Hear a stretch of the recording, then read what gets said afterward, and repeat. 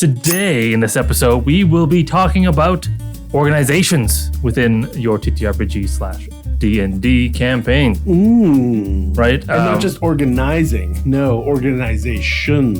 Yes. Guilds, merchant associations, churches, all that kind of stuff. Yeah. A bit of a high-level approach with some deep probes. Yeah, I think we're talking about stuff like what goes into building a good organization, right? What they're for, what you can do with it. As a player, how can you leverage organizations to do what you want? We learned about leverage before. Yeah, right? Now we get to begin. Content for both the DM and players. Fantastic. Right? So if you're interested, stay tuned.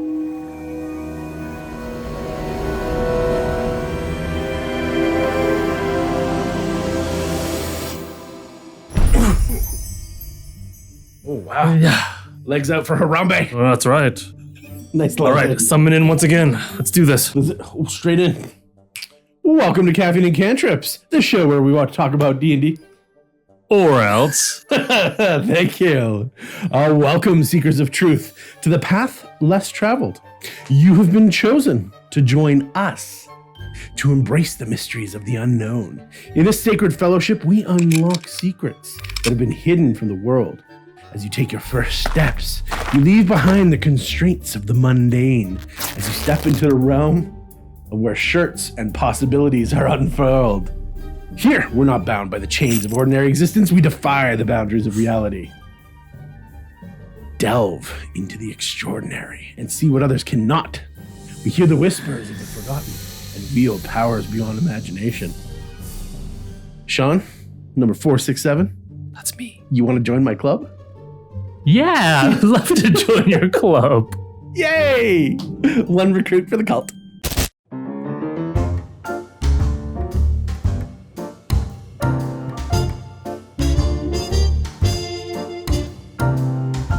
Well, welcome back once again to another episode of Caffeine and It Cantrips. was refreshing. Yeah, there you go. So refreshing. Oof. Okay. I think I'm going to start off by let's just talk about why, if you don't have organizations, why you might want organizations in your campaign. Oh, weird. Okay. Sure. Like a sandwich, you gotta butter your bread. Okay. And in this case, organizations is your butter. All you avocado toast people. Right. Butter. Ask any European, you gotta butter your bread. Oh, okay. Really? All right? Yeah, because butter is what brings the whole sandwich together. The French. That makes sense. It's a shield for keeping your bread less soggy from the insides. It also adds that fat content, and it keeps your bread more. It is essential for a good sandwich. You told me. I'll butter my bread. And I think organizations are also essential to a campaign. If you want your campaign to be multifaceted, dynamic, right, and sort of feels immersive, you're gonna need some organizations. Okay. Right? Of some kind of scope, whether it's a village council all the way up to like multinational merchant associations. Right? Okay. Depends on your scope of your campaign, right? But you're gonna need some kind of organizations, I think. The animes. But yeah. Anyway, let's talk about campaigns in general, campaign worlds, I think, in general, and sort of what goes into it. Just from that high level in, okay? And we can see how sort of organizations fit in your campaign. So the typical campaign world, I would say, can be organized into 4 types of spheres of influence. Oh, okay. Okay? Okay. The first one I'm going to talk about is not a sphere of influence. It's basically your physical geography. The first sphere is not a sphere. It's not a sphere at all. But this is what your physical geography is again, is the stage in where your various spheres of influence is played out. Okay, so it's like the first circle, which all the other are within. It's on, right? Okay. Without your geography, you've got nothing. Right. Without places and things. Okay. Yeah. Right. And typically here are your 4 spheres of influence, in my opinion, starting now. Is the deities. Oh. Right? If your campaign has deities, but typically they do. Okay. Right? The nations. Right? Different countries. Then you have the organizations in the world, and then it's your PCs. These are the 4 main spheres of influence. Oh, I wow. think. Okay. And you notice how I didn't add NPCs to that list I did. or characters, right? Yes. Because they fit within organizations, Oh, okay. Okay. right? And I think today we're going to concentrate on that organization's sphere of influence. Okay, so Right. not deities, not kingdoms, not PCs, though we're going to talk about PCs. I Yeah. definitely got to talk about PCs. Yeah. But that NPCs and organizations. Yes. Interesting. Okay. Although you can, depending on how you think of it, you can think of a nation as an organization and deities themselves as an organization. But I think that's a little bit out of the scope of today's talk. Okay. Okay. Okay. Yeah. So why do you want organizations though? If you're like, I just want to run an adventure, right? Like a simple campaign. Why should I have organizations? Because butter is good. It's true. It is what puts everything into context in your campaign and your adventure, right? The lore and world building associated with organizations is what adds depth and sort of context to the PC party's adventures. Okay. Oh, okay. Yeah. Okay. Basically, they demonstrate sort of the broader context in which the characters operate and interact in the world. Mm. Does that make sense? Mm-hmm. You go from organization to organization, within one organization to within another organization, Yeah. and how things sort of fit together, right? Yes. And they're basically, I think, in my opinion, sort of the foundation on which plot lines and role-playing opportunities sort of lie with it. They're really important for those things. Oh, okay. You were Right. definitely starting in a different brain space than I am. Yeah. Yeah. Yeah. Typically, as we do, right? As one does. I mean, it's that you don't need organizations, but if you have organization, definitely you immediately add more depth. Oh, hard disagree on the first part of that statement. Yeah. But yes. Well, Yes, the back half. well, no, you can still play D&D without organizations. You can. I'll argue my point in a bit. Yeah, I can. Yeah. I mean, if you count without, because PCs, anyways. Yeah. But as Spoilers. a concept, I want to put this out there. Right. So in a D&D campaign, Mhm. characters move organizations, and organizations move the world. Okay. Say it again. Characters move organizations, and organizations move the world. Okay. Right? And it's the organizations that define the shape of your world and how and they're the primary drivers of change within your world. Okay? And the extent of how much change and how much they shape this is the world, it depends on the scope of the organization. Mm-hmm. Right? So bigger ones, Mm-hmm. more powerful ones, of course, can do more and do more. Right. Right? And you're like, Sean, really? How do they do that? Yeah, Sean, Like, how do really? you do that? Let me talk about that. Because a decently sort of well fleshed out organization will have sort of historical significance. A large enough organization will within your campaign world, right? They often have history that date back generations, maybe Mhm. centuries, Mhm. right? Maybe it's in their founding. Major events in their past Yeah. will shape the world's history. Yes. Right? It's like the Knights Templar in our history have shaped so much in our history that affects what's happening today, right? Again, for sure, the past deeds influence what we have today, even if they're not around anymore, Right. right? If they're big enough. But if they are still around, you can bet that they've had a significant effect on the present day campaign world. Yes. And I argue that this is what your history is shaped around. Mm-hmm. Like you can't really have a great history without organizations shaping the history. Like you might have the That's a loaded statement. I love it. yeah, it's so loaded, right? Think about that for a second. Yeah. You might have the odd individual, maybe, but it's weird for just one dude to do something so big that it affects everyone. Like them by themselves as an island doing something. Yeah. Just because they thought it, right? Yeah. It's usually a part of an organization or affecting another organization Mhm. for some, right? Well, definitely reason when you like get that. out of the realm of deities, Yes. right? Let there be light. Yes. Right? Oh, okay. There was nothing, and then there was everything, something, right? yeah. And it's just like, oh, okay. They were an island. Well, and they definitely shaped the history of the And then world. they shaped the history, right? Yeah. But that's at a different level than what we're speaking about Yes. today. Yeah, okay. Yeah.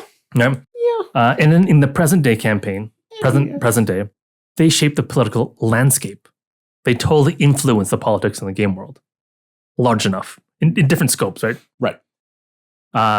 Their alliances, their rivalries, their conflicts with other associations or groups, right? They impact the balance of power and dynamics in the world's governance. And that affects the story, the campaign world dynamics, right? It affects what and how the PC group can do things in the world, right?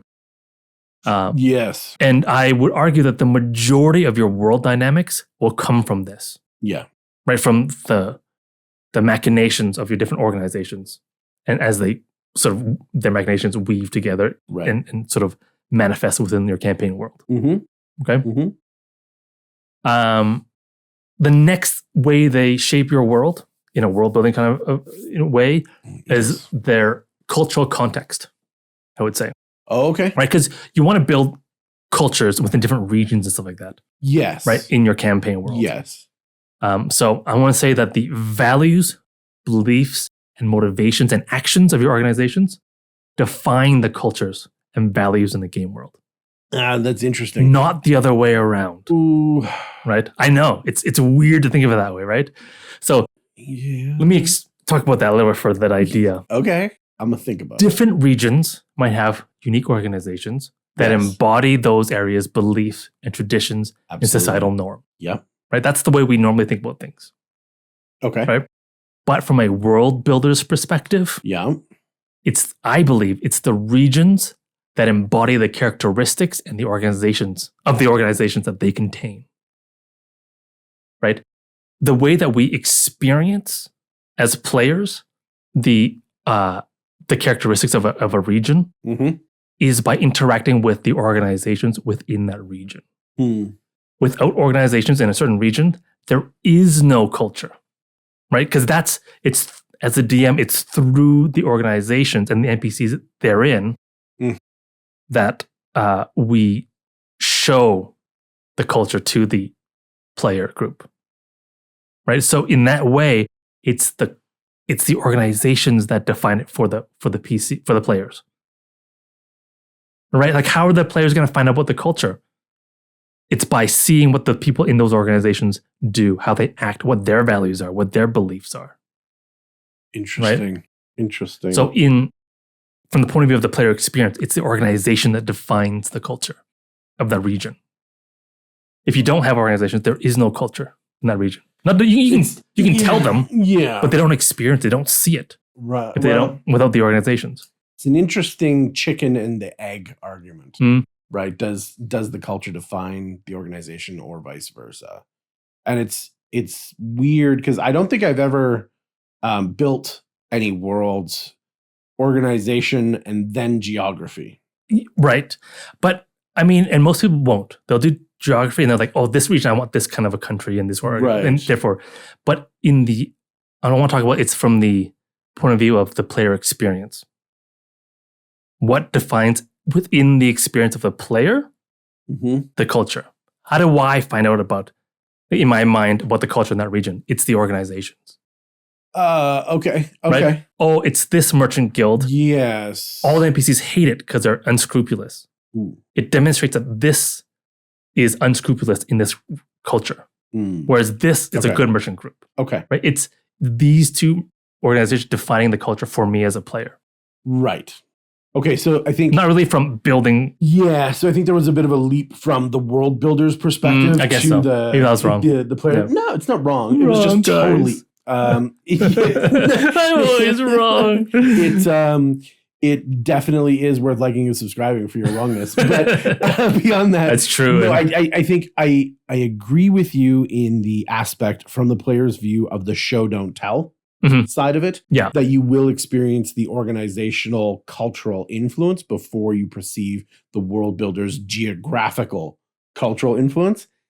But they're really tied hand in hand a lot of times, right? Yes. These are hardy mountain folk who mine the mountains. Well, are they hardy because they're mountains folk? Or are they miners, which makes them hardy? But they're miners only because they have mountains. Well, no, they're hardy because the organization that manages the miners makes them go and physically mine it. But if the organization is like, no, we have magic tools that can do this for you. Right. So they're all weak, but they're just smart enough to work the magical matrix to dig, right? To dig them or to like, say, repair and maintain the automatons that do it for them. Right. So the miners aren't hardy. Yeah. Right? It's that organization and what it values in its own actions that define that culture. Interesting. Right? It's like the worst matchup of the Matrix in Minecraft. It's the same geography. I know how to mine. Right? But the culture is different. It's the magic miners and like the body miners. The muscle miners. Muscle mine. Muscle mine. What are you mining for? Muscles. Muscle, baby. Bro. Do you even mine muscles? Do you even mine? Yeah, okay. You like protein? I like protein. I like protein in the mines for the muscles. Okay, yes, I appreciate the difference, but so it's an interesting perspective to try in world building side of things to engage with the organizations first. I mean, you don't necessarily. I think my point is you don't necessarily do the organization first, but have in mind that it's the organizations that define the culture for the cultural experience. Yes. Yeah. For the PCs. For the PCs. Right. Because if the PCs don't experience it, why bother having that culture? It's wasted. You know what I mean? Like if they're not shown that culture. Wow. Another loaded question. Yeah, but you can why have a treasure behind every waterfall if the players never go behind the waterfall? Because it's the right thing to do, guys. It's the right thing to do. Butter those waterfalls. Yeah. No, because you can utilize narrative aspects. This is outside scope. Sorry. You can utilize narrative aspects to engage the characters in knowing that there is a culture that is different, divergent, evil, bad, whatever. Because over there's a warlord that likes to slave people. Mm-hmm. Those are the people that go into the muscle mines, not free folk over here that mine their own muscles and blah, blah, blah. There is a way. Don't make me mine my own muscle, I bro. got this weird scuba diver anyway, because muscles, right? Oysters, muscles. Yeah. Anyway. No, so it's interesting because you can use cultural influence and cultural narrative. Like, oh no, we don't go beyond this artificial boundary. Mm-hmm. Because that's their land and they are bad people. Right. Even if they're not, right? Even if it's just like the fear of the unknown. Mm-hmm. It's interesting that you can use cultural influence and therefore organizational influence to be a rumor. Right. In order to influence and or experience the world in a certain slant until you uncover those biases or whatever from the PC side. Yeah. But organizations, super important, super useful for cultural context. Absolutely. Yeah. All right. Yeah. Interesting. I thought you might be like, what? Yeah. No, I think it's worth the challenge to go and do things backwards sometimes just to see how you can shake up the system and get different perspectives. That'd be interesting. But to design organizations before geographies is really or maybe no, it's weird. People like to have a stage before they design the spheres of influence, right? Absolutely, do the stage first because that makes sense, right? I don't know. I think I don't necessarily have to actually. It's a worthwhile. It's interesting because you could do it. What are the top 4? We're digressing. What are the top 3 or 4 organizations? We're gonna keep going in this city that I'm designing.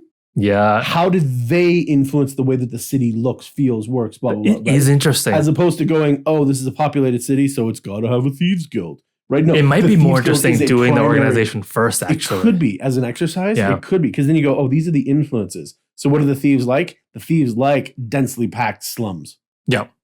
Secret passages. So there are some. Twisty alleys and stuff. Right?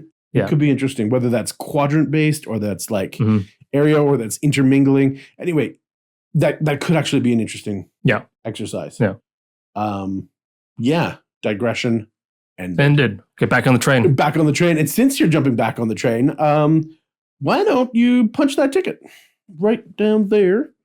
Jump on, subscribe, Hit Okay. that notification bell because you don't want to be late for your trains. They run on time here in Caffeine and Cantrips land.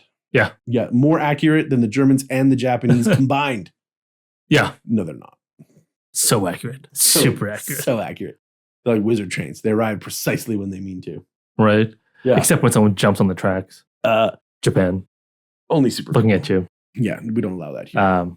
But anyways, the last thing I want to talk about to try to convince you guys that for the case of organizations within a campaign is geographical presence. Oh, okay. Right? So the locations and the strongholds of your organization are a part of the geography of the world, obviously. Yes. Right? Unless they don't have buildings, but typically they do. Even if they don't, their presence is, right, in certain areas in your world affect the geography of like where you can go, borders, stuff like that, right? So if they stuff like guild halls, temples, training grounds, secret hideouts, etc., those kinds of things, right? They each contribute to the geography and a sense of place in your game. So I'm going to say another thing that may be a hot take, but no one cares about a place unless that place has a purpose. Oh. No one cares about a place Wow. unless that place has a purpose. We're going to get hate mail from Purposeless Town. Right? But no one cares about that place. So who cares? And organizations are what give purpose to places. Yes. Oh, okay. Yeah. Right? Like, yeah. Oh, this forest is important and we care about it because that's where our village hunters go to get meat, right? And they hunt and whatever. This mine is important because we have organizations that go and want to get things from there. If it's just some random glade that no one even knows about, no one gives a crap about it because there's no organizations that care, no like people. I mean, maybe the deer. Colorful language warning. Yes. But yeah, no one cares unless you have an organization to care about and to give a purpose. The trump card there goes to the PCs as well. Right, because even if the NPCs care, the PCs don't, well, then you don't go there. You don't explore. Yeah. Right. But if the NPCs care about a place enough, or an organization cares about a place enough, and that the PCs have a connection, or they have like an encounter with the organization, then it becomes important to the PCs sort of secondarily through their organization. Interesting. Like, I don't care about this alley, but I can't walk through it, right? Because this organization's like, no, that alley's important, right? That's where we mug everyone. You can't just go through there, like being, you know what I mean? Like, yeah. So yeah. No, I like it. I recently ran a session where I built a town around a snailery. A snailery, yeah. And my players, it's a word I made up because I don't know if the snailery is an actual thing. But like a ranch for snails, for giant snails. Yeah. Because that's awesome. Yep. I'll keep talking. Okay, cool. And they completely avoided it. The players went right past that and went on to other things. And it wasn't until like a week later. All right, guys. A snailery, according to the Merriam-Webster's dictionary, is a place where edible snails are bred and fattened for market. Nice. So there you go. I didn't make it up. A snailery. I just got it right. Serendipity. And the players went right past it. Yeah. And I thought, oh, this place is so cool. I've developed all of these things that has to do with this. And they're like, nope. And then between sessions, one of our players sent me messages like, what the hell's a snailery? And I'm like, well, I guess you'll have to find out next session. You should have just Googled it. Go it's back like the first thing on. What a spoiler, Merriam-Webster. Ugh. Right. Ugh. So yeah. So for all those purposes, really, I want to encourage you guys to make sure you have organizations of some scope in your campaign because it adds so much, especially if you're world building.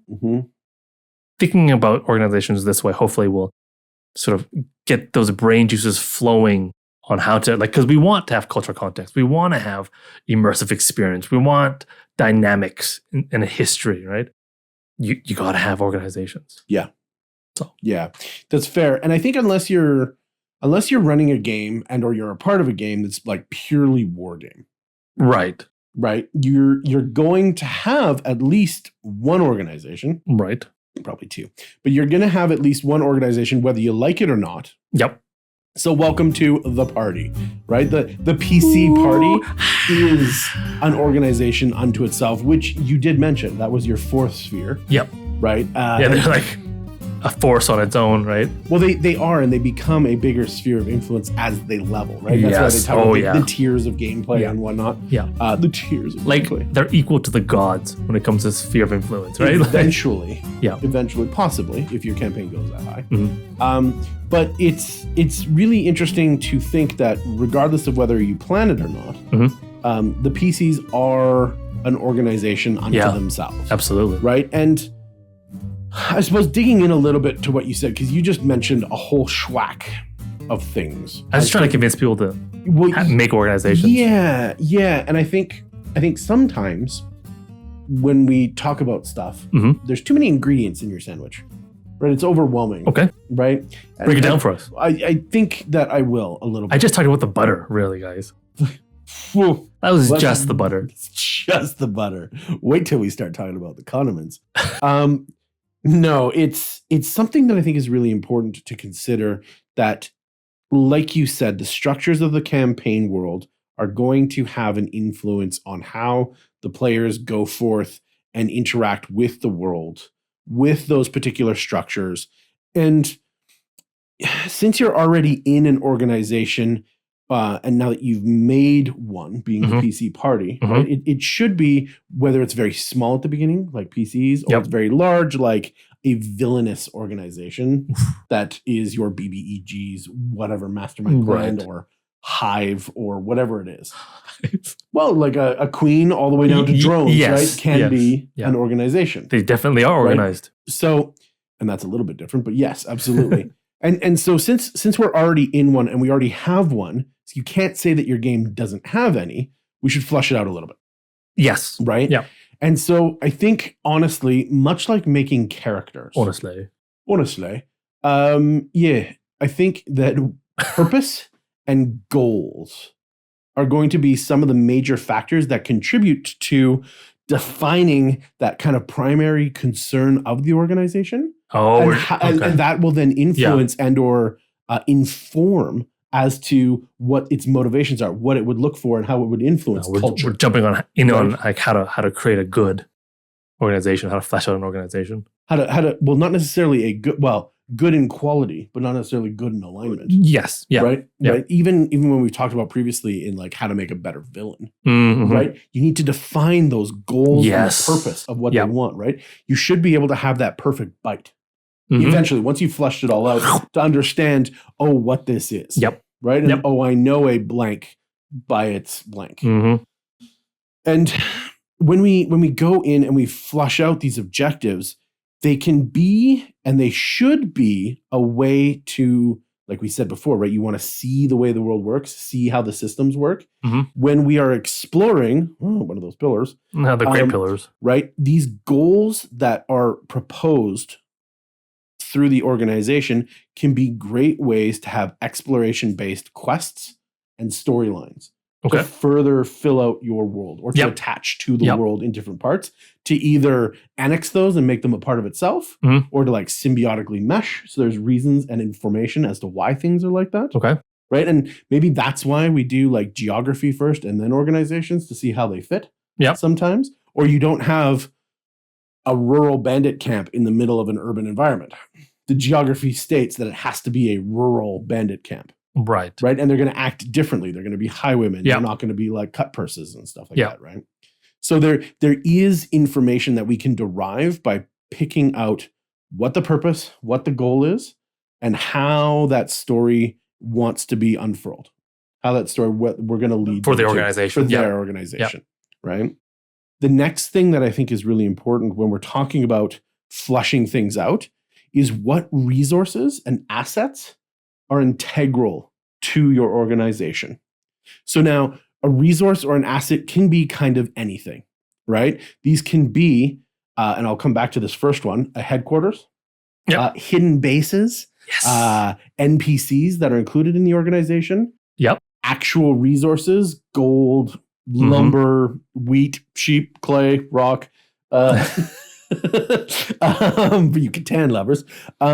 Fish. So physical, fish, the boot, and items. So maybe this is like an alchemist group or like a magic shop group or whatever, right? They could have access to magical items that you couldn't. Or just like, hey, we're the only guys that sell crowbars. Crowbars are us, baby. Good luck getting into those crates. Without one of these patented crowbars. So we also make crates. Headquarters, bases, NPCs, resources, items.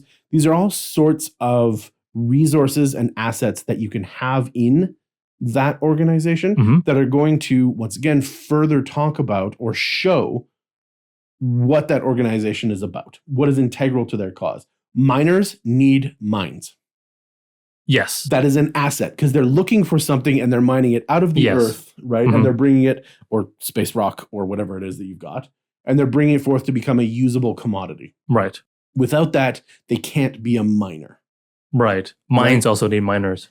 Yes. Or else it's just a cave. Yeah. And that's just a dungeon in want. But it's I said that the most important one was the first one, and that's headquarters. And you must, and this is going to be built on later in my sandwich, you have to have a physical representation of your organization for it to be an organization.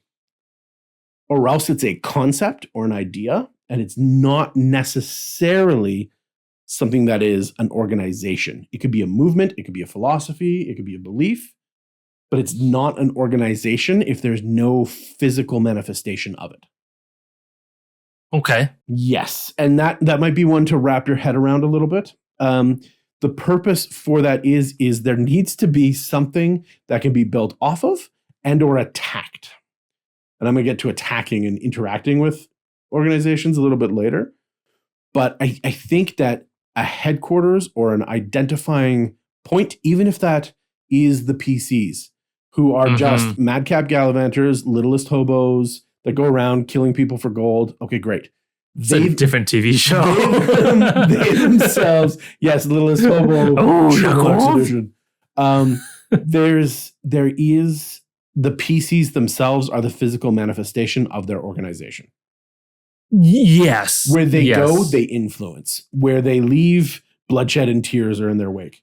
Yes. Right? Okay. That's the simplest, but they also like, hey, we want a castle or we want a house to go to so we can find room for our cuddly pets that we pick up on our journeys. Whatever it is, there has to be like a headquarters or a physical manifestation. I mean, I agree with you. Okay. I agree with you. With an asterisk, I sense. Well, it doesn't need to have a physical headquarters. No, a physical manifestation. Or manifestation of a headquarters. But it needs to have a center of power. Like whether it's like this group of druids that hang out and they move. They don't have a physical space that they have, but they are the headquarters. Something like or like the PC party, their organization, and they are the manifestation. They are the headquarters because they don't have a house. They don't have a stronghold or anything, right? So you don't need one, but definitely it's more organizations are more effective with a physical manifestation of their headquarters. Yes. Yeah. For sure. So I think to hit our level of good quality, not alignment, organizational status, I think that there has to be that headquarters. Yeah. I think you can do it without it, but it's much more difficult to do it well. I'm willing to debate that, but I won't currently. Yeah. And the reason that the headquarters, I think, integrally becomes really responsible for a lot of the organization is what you mentioned before, is the history and the lore that develops. There's generally, like you said, a place of power or a place that is centralized, that is influencing and radiating out that influence, that sphere from that centralized point. Yep. Right. And that's why like decentralized systems and like cells of sleeper agents and stuff gets really kind of weird. But there is still that mother country or father country that's hosting those sleepers that is kind of putting its tentacles out into those smaller little pots. There is still that kind of home base. That centralized power, right? And that's how that compelling backstory is developed for the organization, right? Because it's developing the culture, or it's hand in hand developing the culture and its world around itself, while the world around itself influences the organization, right? Just like we're grounding our PCs, we're grounding our organization in realistic, reliably accurate things that like feel like they go together. Yeah. And if they don't, then we have a really good reason to find that hook to tie those two together so that we can go and we can share this lore, and we can do more of that showing, not telling. Yeah. Right? Through more NPCs, through like books or items or merchant caravans that are going out and spreading the word, through like random bards, through ancient ruins.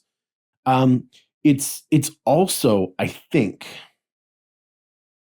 one of the ways that we can create a living backstory in the game. So as you are... What do you mean by that? Well, I would love to explain. Please. When we create our characters, right? Yeah. I'm creating a fighter. What did my fighter do before becoming a PC? Right. Oh, he was a soldier. Mm-hmm. Okay, so he was a soldier of whatever organization. Yep. After he left that to become a PC, he joined up with some merchants to still be soldier-like, right? But that merchant is now like it's present tense. Yep. That he's riding around protecting that that stuff. It's no longer their backstory. It's like this living, and I don't want to say story because we talk about story arcs and we talk about story circles and all that stuff. But it is something that's affecting the character in their present day. Okay. Right? And so we can go, oh, well, you're a guard. So obviously it makes sense that when you were a soldier, the soldiers or the barracks would feed you and clothe you and put you up for the night so you wouldn't have to go to the inn. Well, the merchants probably do the same thing. Right. Whenever you go to a merchant's kind of rest stop, they'll take care of you. Why? Because you're one of theirs. Right. Right. And so it can help identify its members' identities and how they interact with the world as well, because they're representatives of that kind of home base. It's interesting. You call it living because it is in the present day and it changes and evolves in the world. With the story, with the PCs, with the interactions that you make, with the decisions that you make in every episode. Right. Or every session that you have.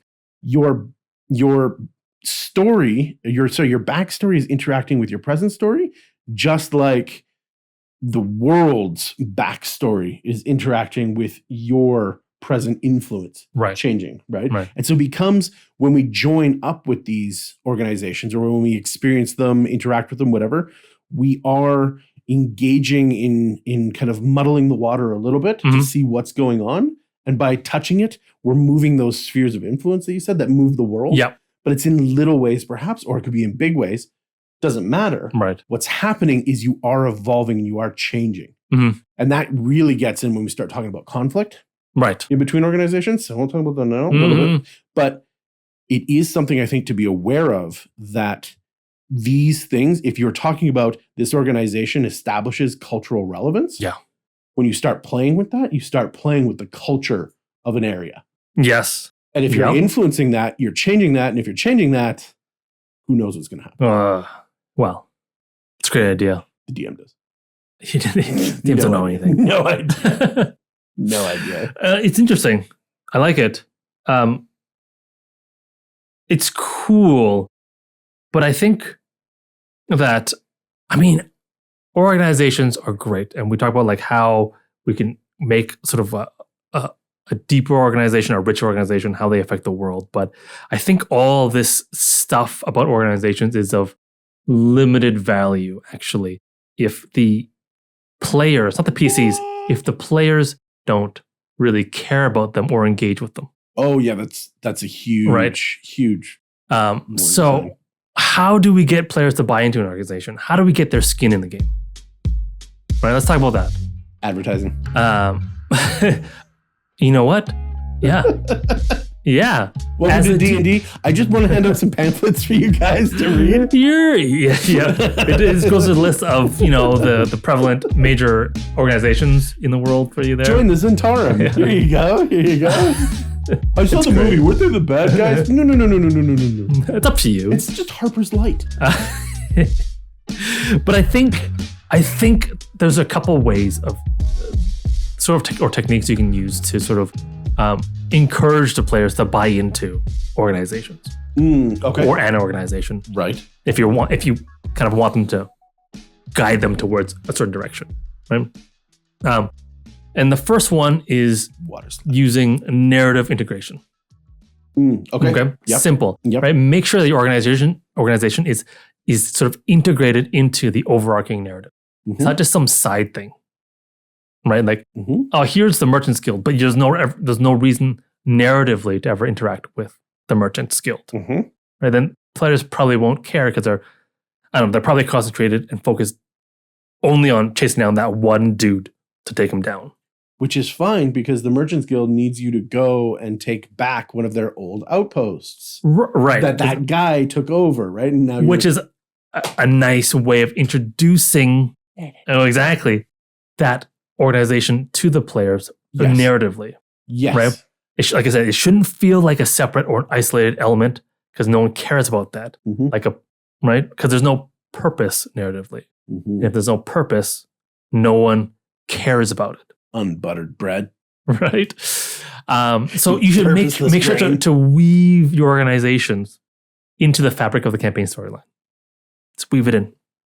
Right. So it just makes sense. Like, it's not just some random one, right? And immediately I know what it's there for. What, like, at least in that slice I'm encountering.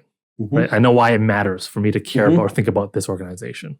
Yes. Right. Because that dude has their stronghold and I want to ruin that dude. So I'll take that stronghold for this organization. And all of a sudden it's a small hook that they've bitten into. Right. Inadvertently, because they want to take down the dude. Well, it also answers some questions. Oh, these are merchants that carry goods from one place to the other? Yeah. That outpost was an outpost for carrying goods from one place to the other. I don't have to ask what the purpose was. Yeah, exactly. Right. Another way of doing it is through character ties. Oh. Yeah, not ties, but like ties, narrative ties, story ties. So what you can do is create connections between your player characters and the organization.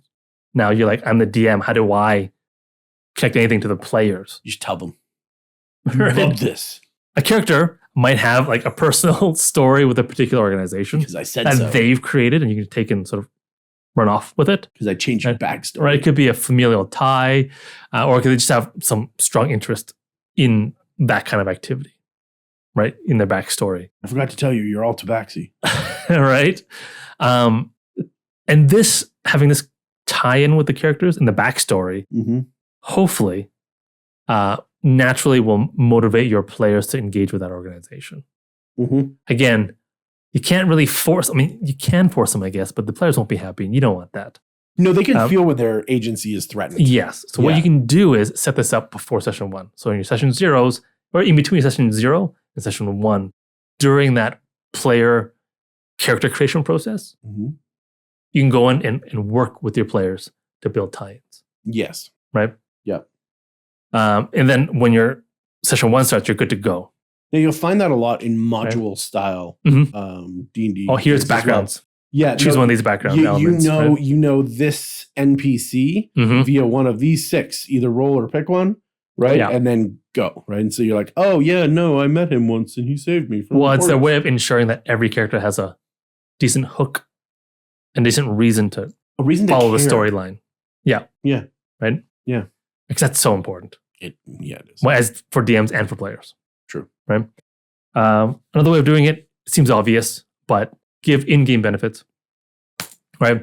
So offer tangible in-game benefits like, for engaging with your organization, like unique items or special resources, training, access to information that can give them gameplay advantages, access to different areas that they can't before, right? Those resources and assets. Right. And players want that. Like, oh, where can I get this magic item? Well, this organization is rumored to be able to make something like that, or has access or knows where it is, right? And all of a sudden. Well, if you don't know what to do with that, like I said, living backgrounds, go look at the backgrounds. Yeah. And go and say, oh, while your character started out as an acolyte, now he's a traveling priest healing the guards of this merchant caravan. Great. He now also gets the soldier background when dealing with the mercenary, when dealing with the merchants, right? So they will take care of him. They will give him room. They will give him board, right? And free travel and whatnot, as long as he continues to work for them. As soon as he cuts ties with that organization, because he was an employee or whatnot, then that benefit ends. But it's also not overpowering or unbalancing the game, because that kind of stuff is built into every character. Right? And it doesn't change the world. But it does give you a slightly different look at it. Yeah, for sure. Yeah. And I think lastly, I want to talk about tailored hooks, story hooks. Oh, okay. And I think every DM knows this, right? Or tries to do it, like to create sort of story hooks and quests that sort of relate to the organizations that they think that the characters will be interested in because of their personalities or the backstories or whatever, right? And to lesser and greater degrees of success, right? Because we all know players are the best at ignoring story hooks. They're so good at it, and don't even know. They're the only ones who can. Right. It's true. So yes, they are definitely the best. But you can get sneaky about it. So instead of necessarily doing tailored hooks, you should make sneaky hooks. Oh. Yeah. And so let's get sneaky with these hooks. Think about the boiling frog syndrome. Syndrome? Yeah. Oh, okay. It's a syndrome. Not example, it's a syndrome. It's just a thought experiment. I don't think they actually did the boiling frog. I don't think anyone tried it. So anyways, for those of you who don't know the boiling frog the 1800s were a syndrome, crazy time. It's true. The idea is that if a frog is suddenly put into boiling water, it'll jump out right away. Well, if it can. But if the frog is put into tepid water, and then the water then is brought slowly to a boil, the frog won't perceive the danger because it's just slowly getting warmer and warmer until it just gets cooked to death. Right? So that's what we can do as DMs. We don't want to cook our players to death, but we do want to slowly, sometimes, slowly draw them into an organization. You know who you are. So that they're in the midst of that organization before they even realize it. Right? Right? So they're like, I've bought into something and it's an organization. Interesting. Right? Interesting. Right? It's just being sneaky about it. It's still their choice. Right? You're not taking away their agency necessarily. But the trick is that any NPC can be part of an organization. And it might not necessarily be noticeable or apparent on just sort of casual interactions with them. Now, might I add, you didn't say it, but you implied that every NPC is part of an organization. It can be. I mean, every NPC is part of an organization. Yeah. But every NPC can be part of an sort of formal organization. Right. Because you can call a family an organization, like a town organization, right? But anyways, so anyone can be part of a formal organization. Yeah. And you can always drop the party's favorite NPC into an organization after the fact. Right? Like they weren't, but you really like this NPC. So you can always add them in sort of retroactively into an organization because it just wasn't apparent. They've always been in this organization, right? And the player experiencing it will never know. Unless you're like really ham-fisted about it. Like all of a sudden it's the florist and she's so gentle and so nice and all she does is collect flowers and sell them. And then you're like, wait a minute.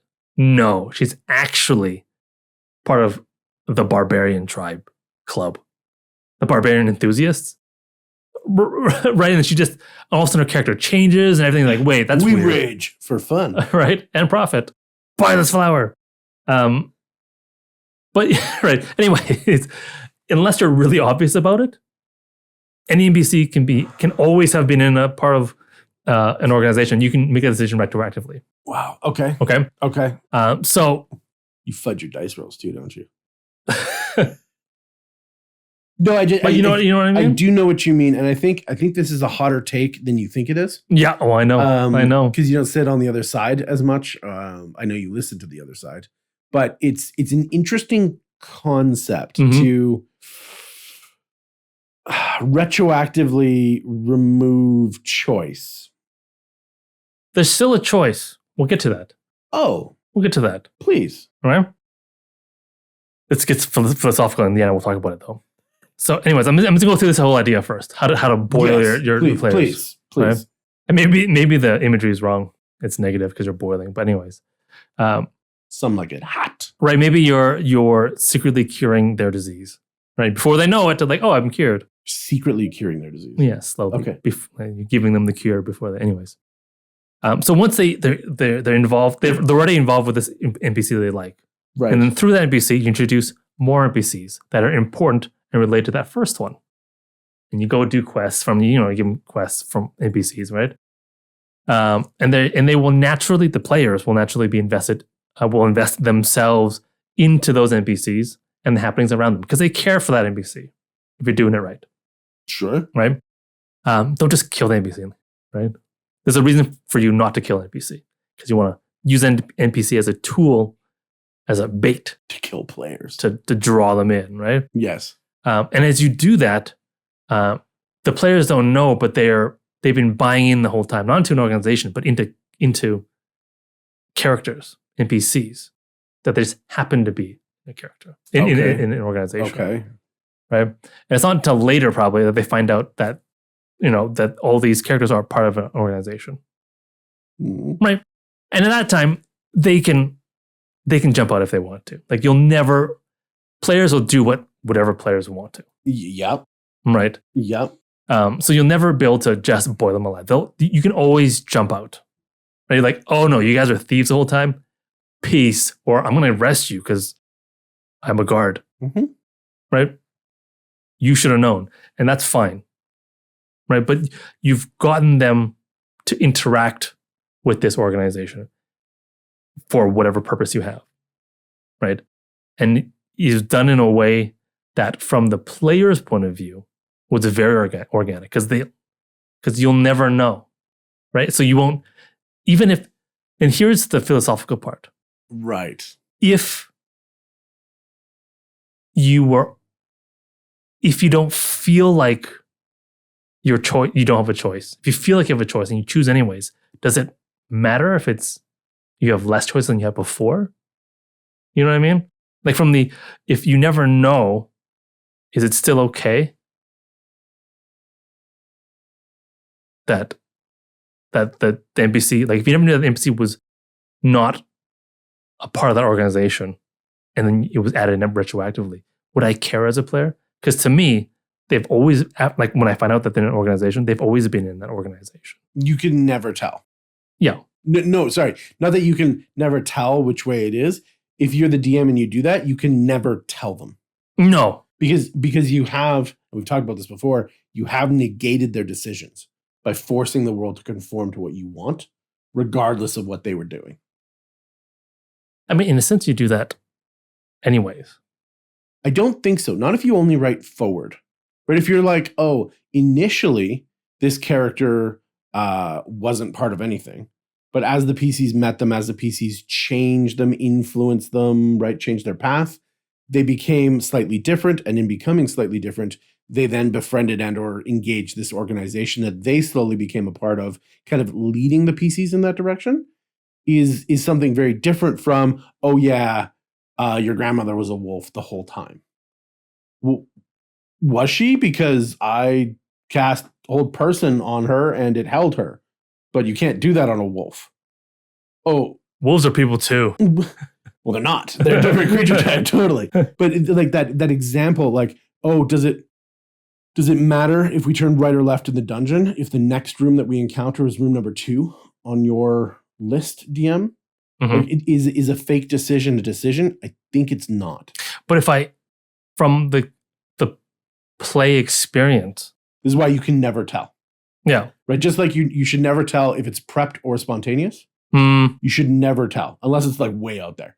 But like, it is a nuanced thing that you've mentioned. And Yeah. I think there's very strong reactions in the community to that sort of thing. Well, let us know in the comments. Tell me what you guys think. It'd be interesting because there's arguments for both sides, I think. Mm-hmm. Right. Mm-hmm. And there may be good reasons to do either. Mm-hmm.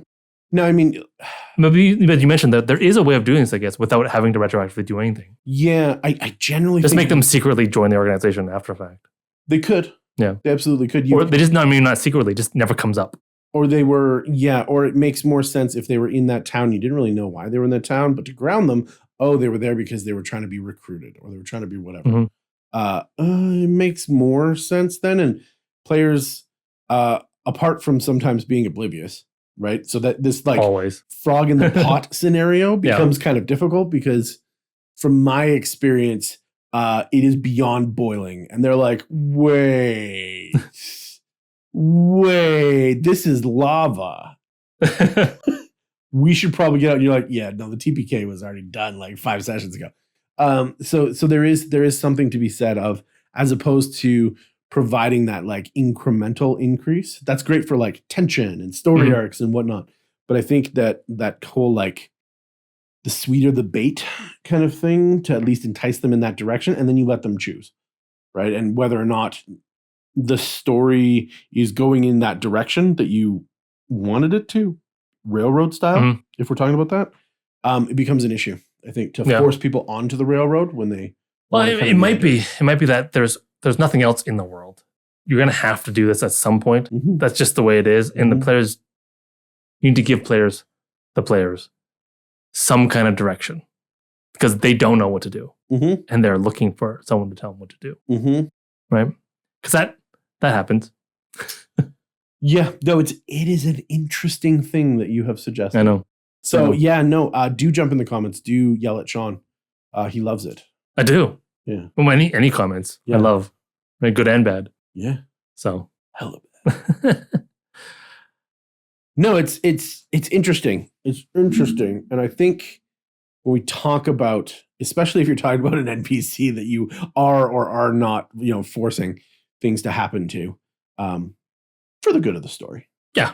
No, absolutely. I think, and for the good of the player experience. Right. Interacting with them is something that is also extremely important.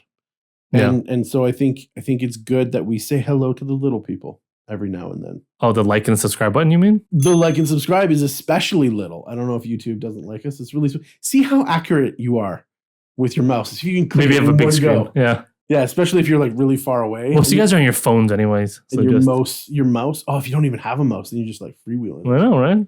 But if you're like you and you've got that tiny little cursor and it's all the way across the room on the big projector, screen. It's a big screen. Yeah. I think I got it. Yes. Like, where's my mouse? I'm playing League of Legends. I don't know where I'm clicking. You don't even need a mouse in that game. You're just terrible. So hit the like, hit the subscribe. Notifications. Jump in the comments. Let us know. Come visit us. Patreon. Come visit us. Spotify. Apple Play. Google Play. All the plays. Samsung Play. All the plays. All the plays. Yeah. We Podcast Play. And we're waiting for you to come join us. So say we're the little people too. Yeah. Yeah, till you help us out, and then we get a little bit bigger. Sorry. Saying hello to your little friends. Yeah. No, like us. But no, saying hello to the little friends, I think it is important to understand when we're talking about interacting, right? First we were exploring and we were understanding, and now you've kind of moved on your scope and your idea of actually like being influenced and influencing and how to interact, and whether or not to have like bait or to have a story hook or to have whatever. Yeah. Are very, very important and different ways of creating interactions. Okay. Right? And hot take or not, right? The way that we create that interest and create that interaction is going to ultimately change how the PCs feel about it. So when we are experiencing this, do remember that there is an entire framework in your organization, however loose or rigid you want it to be. Okay. Right? There is a leadership hierarchy within the organization. Yes. There kind of always is. Or it's not really an organization. Even if it's really difficult. It's hard to imagine. It's much harder to well, when you go to the idea of like, oh, we're a bunch of druids, We come together to pray and or like talk and whatever at the same sacred grove. Mhm. But ultimately, we kind of all go do our own thing in our own parts of the forest, and we don't really bother each other. Well, it's anarchy. Which is a form of organization minus the hierarchy, Yes. right? So that still has an organization to your organization. Kind of. I don't think it really counts. Most of the time. Yeah. Most of the time. You are going to be dealing with a hierarchy. So do understand the key figures, the key personalities that are driving these goals and motivations. When you're creating that are driving the culture of this organization, how they interact with those assets. Maybe they are one of the NPCs that you gain access to, and that's a reward, right? These key figures. A flower seller lady. As part of the story and or as well a part of the organization itself, right? They can have a foot in both worlds. It's best if they do. Absolutely. And so when we have these key personalities, we have these key individuals, they can be quest givers, right? They can be lore dumps. They can be areas of sanctuary if the PCs have done some bad things, right? They can use their influence to assist the PC in a menagerie of different ways.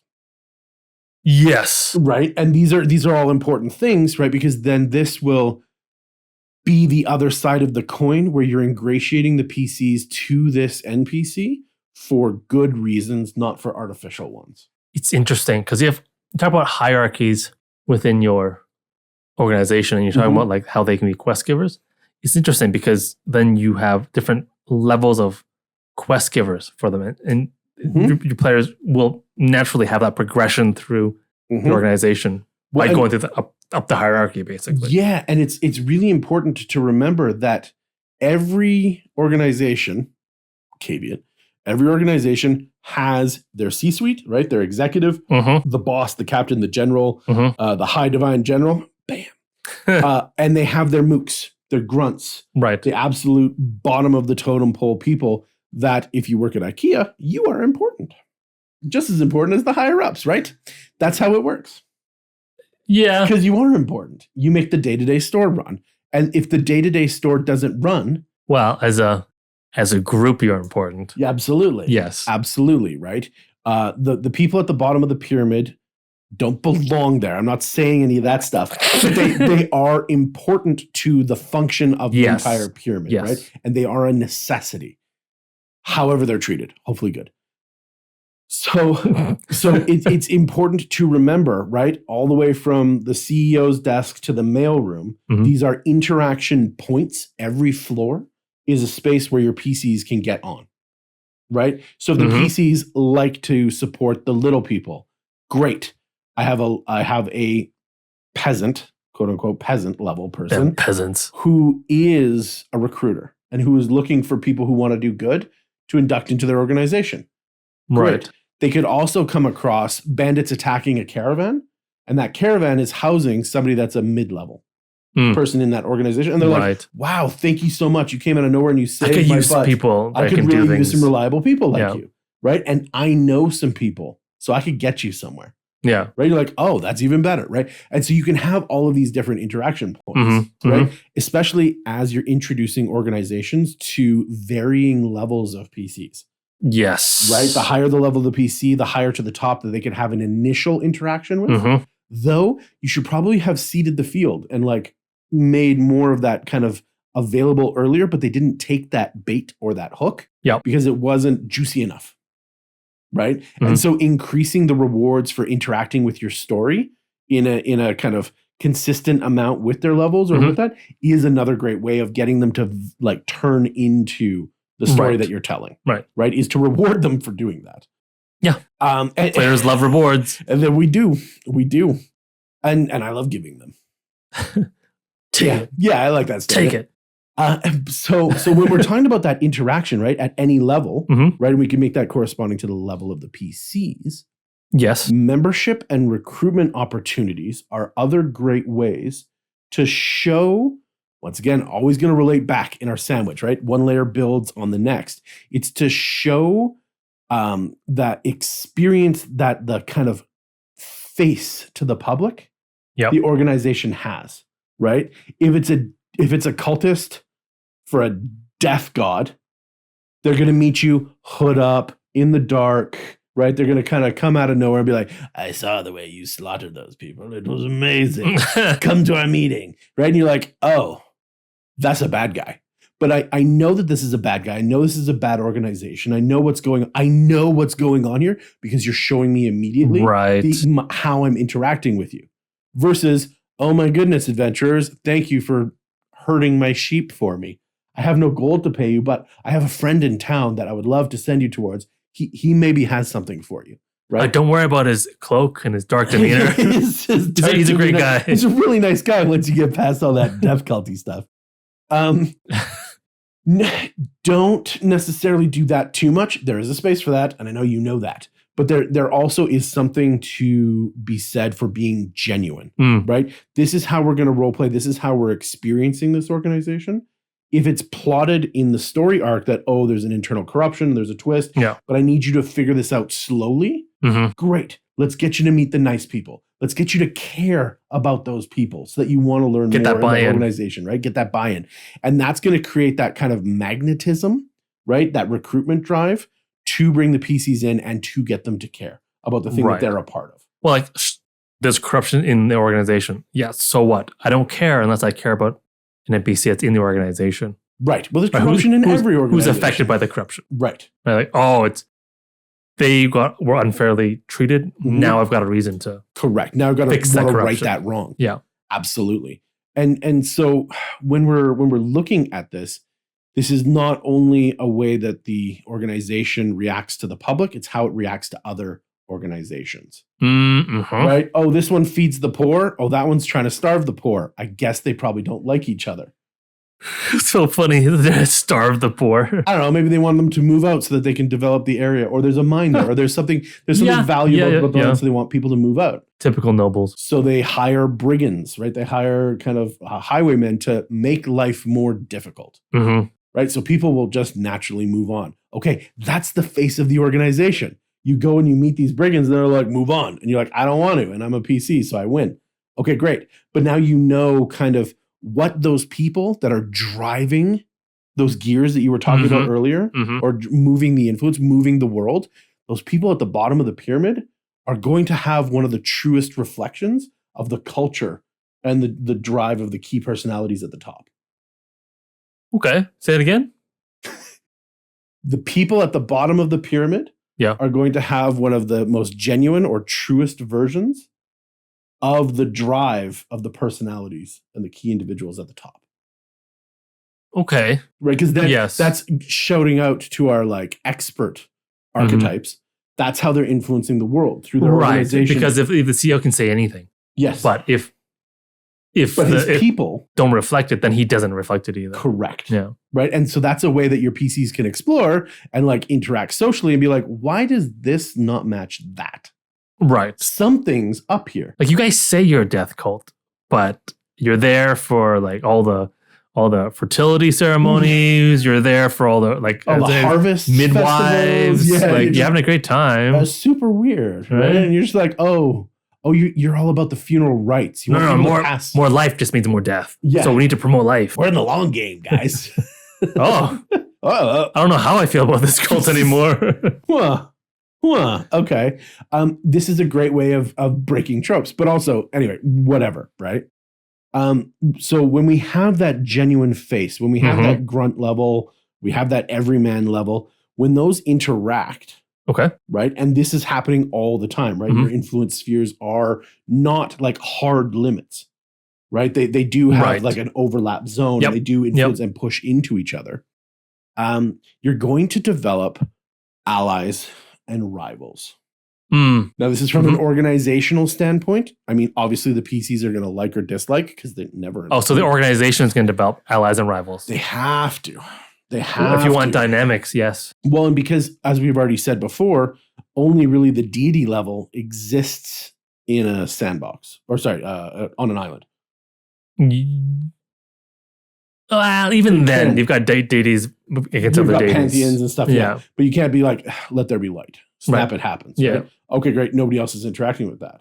But if you've got a military, if you've got a religious organization, whatever, they have to have allies, or they have to be embedded in the bedrock of your communities And being there means that they are integrating with other groups. Mhm. Even if it's a soft organization like the townspeople of Newtown, Right. right? The religious individuals still have to interact with that Yep. group of individuals. Yes. And so you're going to get a lot of crossover. And now if you have a clear understanding of the goals and motivations on paper, Mhm. what the organization wants to do, you can clearly see when we're in our world building stance, Yeah. who's friends with who's neutral, and who's rivals, Mhm. right? They may not be enemies, but rivals. We'll get into like enemies when we're talking about like two gangs fighting over the same turf or whatever. Right. In this case, we're not really there. We're just looking at whether or not their goals and their kind of core features are in alignment, or if they're not. Well, rivals could be like we have one merchant association that sells jewelry and another one that sells fine wines, right? And there's more people spending money on fine wines means less people spending money on jewelry. Well, because they're both And fighting vice for the versa. luxury dollar. Yes. Right? So they're rivals, but they're not enemies. Correct. Yeah. And that there should be a lot of that. Mhm. There should be a lot of that in the world. Not to overwhelm you, but there should be a lot of that in the world. And it's not a bad thing to have it. So let there be conflicts, let there be rivalries, let there be alliances, let the military work with the miners. Oh, we protect every shipment of ore that comes out. Why? Because that's our weapons and armor. Right? We should. Yeah, we're protecting your coin because you're selling it to us, but we're also protecting our investment and our ability to do the things that we need to do. Yeah. Right? Yeah. There should be crossover there, right? And it should be very apparent and easy to understand how the crossover works when you understand the goals. Yeah. Right? Of the different groups. Which brings us probably to the last part of the social interaction part. Okay. When you're saying hello to all the little people. Hello. Is the secrets and the intrigue that's built into most organizations. Because this is where it can kind of get fun, right? This is where it's not fun already. It is fun, but it could be more fun. Ooh, because this is 1 million fun. This is where you are rewarding that exploration play style. This is where you're rewarding people who are spending the time. They get to play once a week, once every 2 weeks, once a month, and they're choosing to spend that time investigating your organization. Right. Reward them for that. Yes. Right? There should be rewards for this. So the secrets, the hidden agendas, conspiracies, whatever's going on inside, that corruption that we were talking about before, right? Whatever's giving them a chance to create those investigations or to spend their time making new friends, making new allies, making new rivals or whatever. Reward that. Reward espionage. Reward all of these things that are talking about learning more about the world that you created or the world that you're attempting to leverage into playtime. Because once again, that's feeding into all the stuff that we talked about in the explorations part, right? That's feeding into the story, the history. That's feeding into the goals, the purpose. That's feeding into the assets, the resources. You're discovering more and more about the thing that you're involving yourself. So you're going to care more. It's going to be a more engaging play. When it comes to exploration, secrets are really the real rewards. That's why you're exploring, really, is to find the secrets. Because if it's not a secret, it's not really as things that are the worth the most to discover are always secrets. They're always non-obvious, and that's why we explore. Because if everything was obvious, you wouldn't need to explore. Research. Yeah, exactly. Yeah, exactly. So you have to have those secrets, have those intrigues to be discovered as the point of exploration in the first place. Yeah. Now it's important, and I think it's important to kind of leave this idea with the idea of exploration and social interaction are the two most important parts of organizations. Because I think in general, an organization wants to avoid conflict, especially combat, mostly all the time. It's detrimental generally for an organization to engage in combat or warfare or any of that kind of stuff unless absolutely necessary. Yes. Because now you have to understand, they're expending their resources in a fight. They are no longer gaining. They are now not necessarily losing, but they are spending. Yep. From their pile. Yep. And generally, we want to have more, not less. Yes. Right? Even as PCs with XP, am I right? So going forward from the espionage, we go into kind of cloaks and dagger play. And this is the combat and conflict side of things. Did you hear that look, listeners? So do you hear that? It's palpable. It's very important, like I said, to have organizations explore every venue before combat. Okay. Before they engage in combat. Because I think that's the natural flow of things. Yes. Now, if your organization is specifically to, like Conan, whatever he said, right? To hear the lamentations of your women and drive the people from your lands. Okay, great. Oh. If that's the purpose and goal of the different. organization, then it's different. Their number one play is probably actually still rumors and social interaction. You want to know to fear the horde before they get there, so you're not willing to fight. For the horde. You're defeated. Yes. Before you ever step on the battlefield. Yeah. Right? That's probably still their biggest weapon, which means that combat is not their first move. Right? Unless combat's their end goal, combat is almost never the first step. Right. And even if it is their end goal, if that's absolutely where they are willing to go, that should not be the first move. And as a DM, that should not be the first move. No, you don't get to talk to my NPCs. No, you don't get to interact with them. It's true. Roll initiative. Even if your goal as an organization was to have the most physical combat possible, you wouldn't, as a first step, do that, because first step would be to figure out how you can have the most. Yeah. Like maximize my combat chances. Absolutely. Right?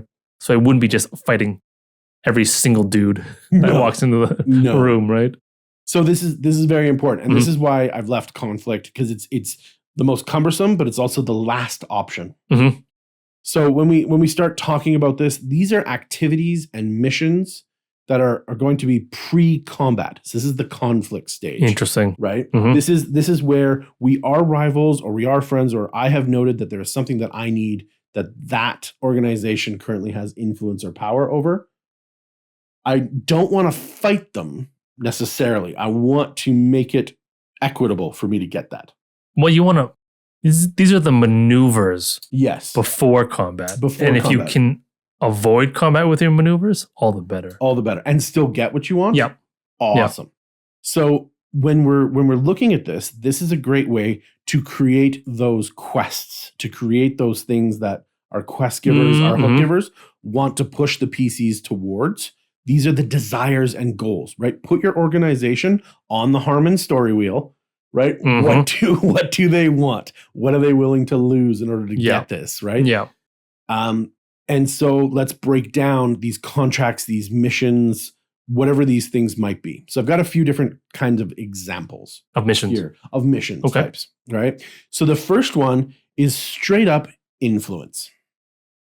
So influence reflects the ability of an organization to charm, persuade, or lead others to get them towards what they want, right? A policeman does not persuade you to take a ticket. A policeman gives you the ticket, and, law and order and the society, influences you to go pay that ticket because there's further fines or whatnot down the road for not doing that. Yes. Right? Influence is also like, hey, that guy that comes in, we always give him an apple. Why? Well, because if we don't, he'll break the window. And we don't want to replace. It's cheaper to give him an apple. Good morning, Mr. Window Breaker. It's very nice to see you. And you give him the apple, and he's like, thanks for the apple. And he moves on. Okay, does that work? Does that work? Probably. That's influence, right? That's persuasion. That's intimidation. I mean, that's those skills. That's the age-old racket of protection money.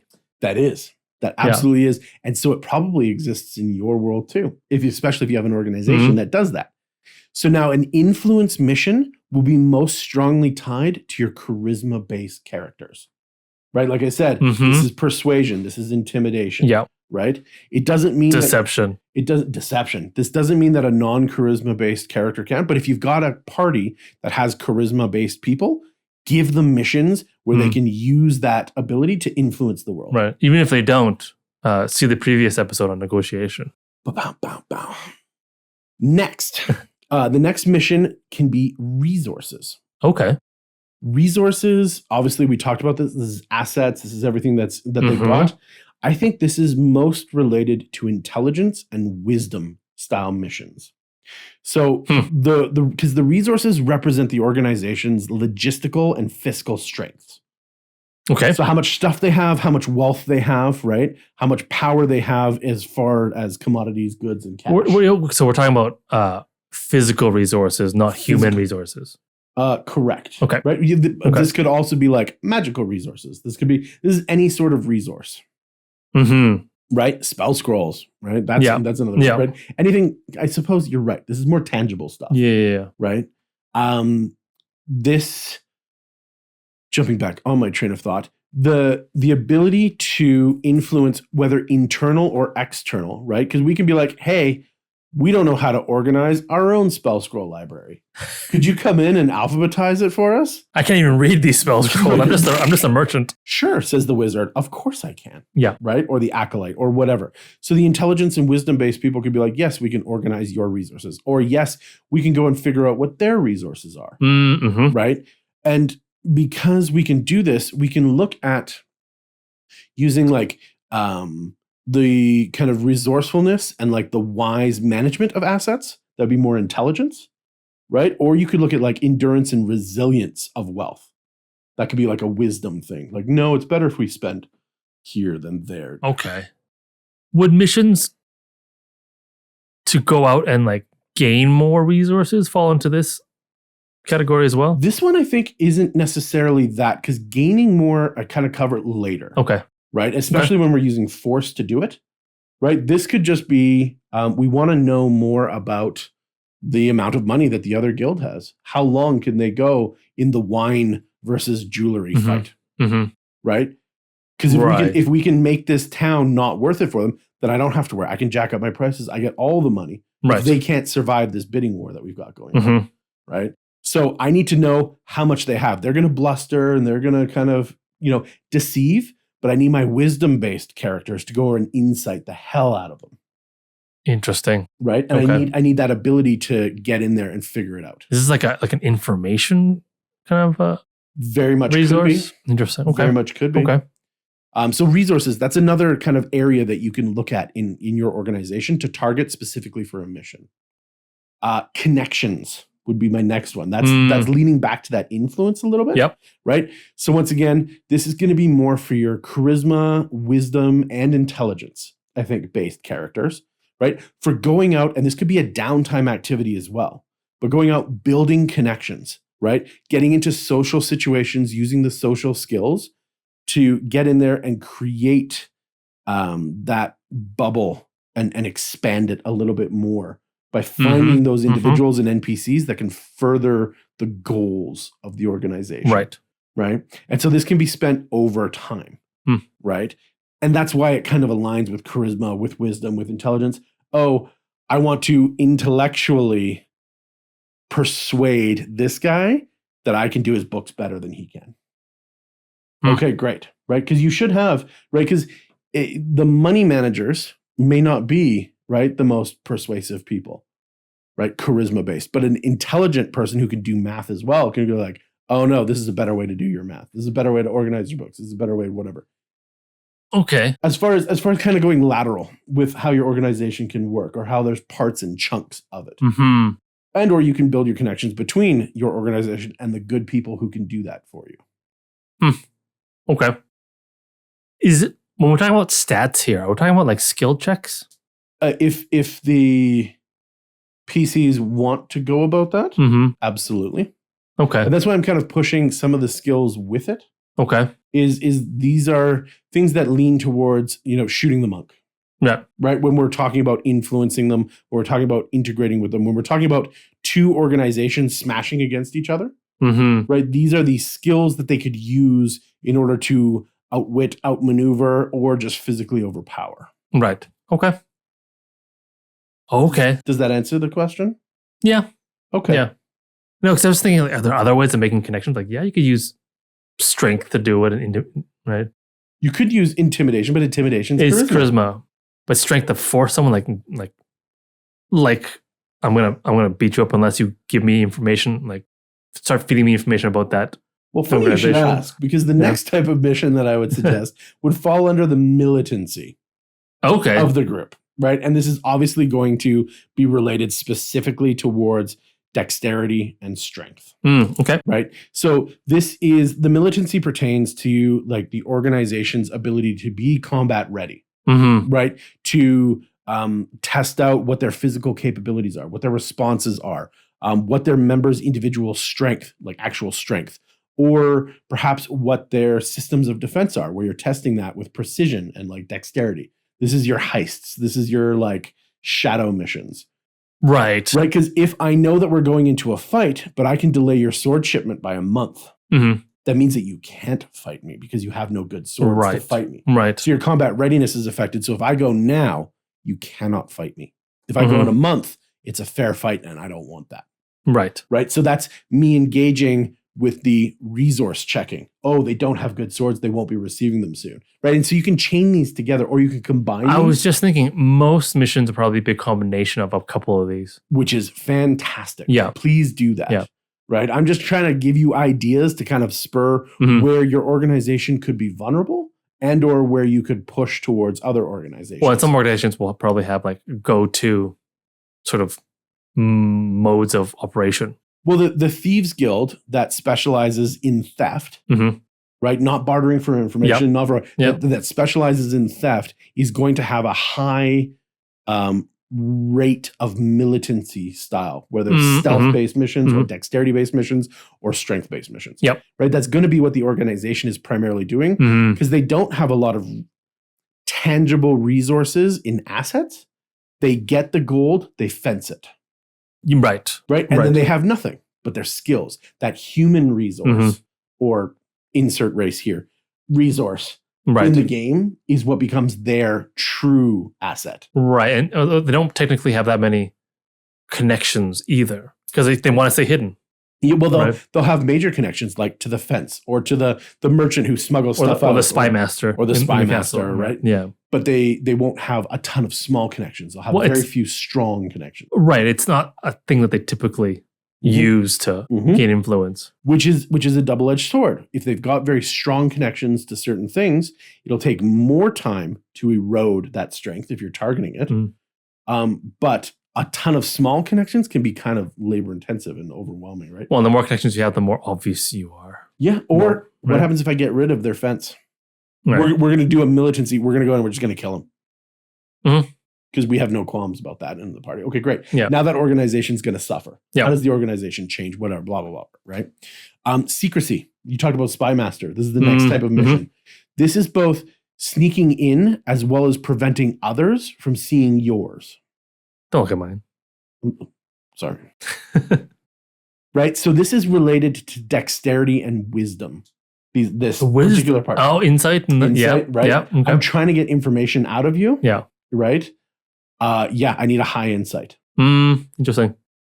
Right? And so this is, I think, maintaining secrecy often involves stealth and finesse, right? That's that dexterity stuff. But it requires wisdom to make sound decisions, keeping information hidden, knowing how to outwit, outlast, outplay.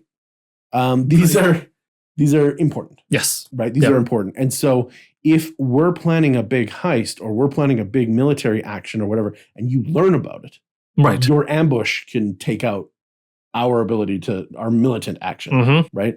And so, yes, this is could kind of get convoluted and kind of get busy, but I think all of these are really important. Yes. They're all really important in kind of moving forward with the idea of what these missions can be and all of the types of things that you can do to bait and hook your PCs, or just have your organizations doing this. Because the last one that I want to talk about here is the agenda missions. And agenda missions are charisma intelligence. I apologize to you dex and strength people out there, but there's a lot more to do in a business that has to relate to like intellect, charm, right? I would wisdom, argue, whatnot. it depends on the organization. Sure. But Sure. yeah. I don't necessarily think that you're going to have any mission critical decisions made by the miners rather than the mine owner. Right. Right.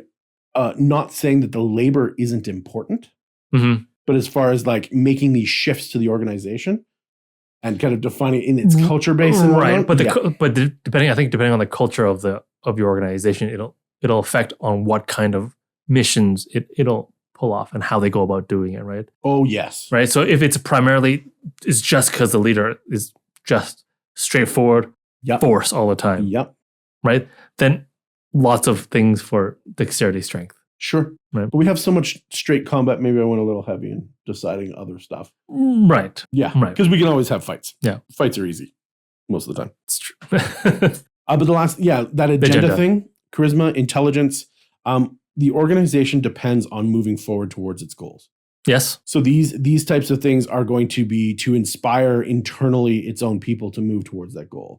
Inspire others to join so that they can further their own cause. Okay. Right? Creating that intellectual clarity, creating that strategic thinking, maybe coming up with a better idea. Right? The characters can do stuff without the players specifically saying what that idea is. Right? Interesting. Does my wizard figure out a better way of logging the forest? Yes, he figured out a better pattern. Mm-hmm. Great, awesome. I don't need to know as the player what that pattern is. Yeah. Right? Yeah. Check, success, great, okay. awesome. Okay. Go. Right? We don't necessarily have to be super specific, especially when we're talking about huge areas of influence. Mm-hmm. You're not going to know the minutia of every square inch of what's going on there. But this is them moving forward in the agenda. Right. And so all of these types of missions can be missions for the PCs in the party. But one thing to consider is organizational turns. Yes. Organizations should have their own, let's call it initiative. Right? And so I do like this idea. And so an organization's turn, I think, should be about a week. Mm-hmm.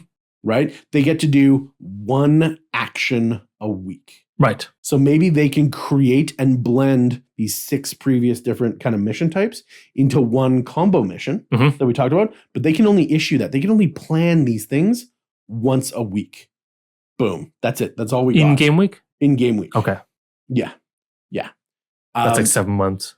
But it also means that, hey, look, we need to make sure that we have enough resources to withstand a siege. Right? The player cannot go inventory every single storehouse in the city in a day. Right. This is going to take you a week to accomplish this particular task. Well, there's a heist that we want you to do. It takes a long time to plan it out. Sure. Right. Yes. We got to watch. We got to case the joint. We got to check this out. We got to do the baby maker until the airplane dropped. We got to get the right team. Put together the right team to do this.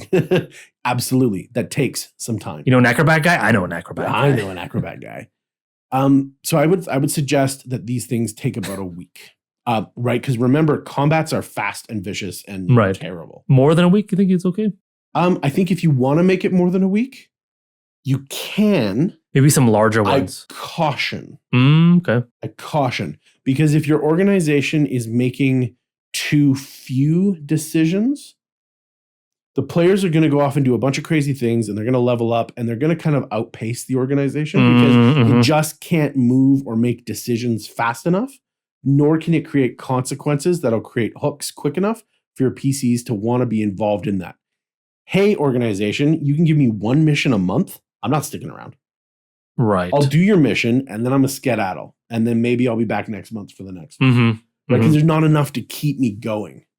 Right. But one a week, we got to go investigate. We got to plan. We got to spend money. One every time the pieces are done with something, they have something else for them.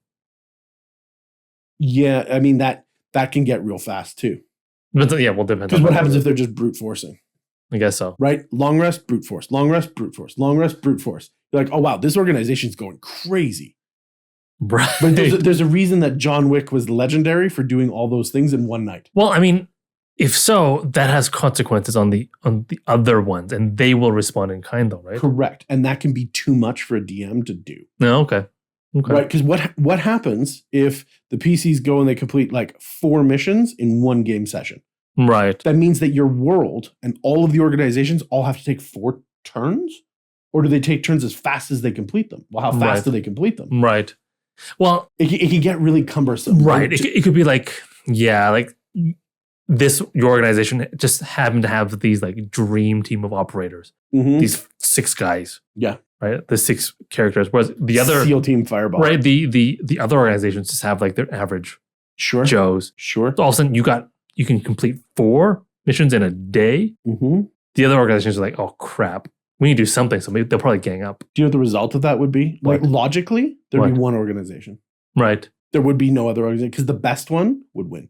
Because they could just outperform all the other ones. Maybe, unless 4 organizations come together to be like, no, we need to stop these guys. I don't know how it would win. Like logically. I don't know how they would compete. I see what you're saying, but it's just like, okay, so you're going to have, even if you said, I've got 4 organizations with 4 teams of 10th level PCs. I have 1 organization with a team of 20th level PCs.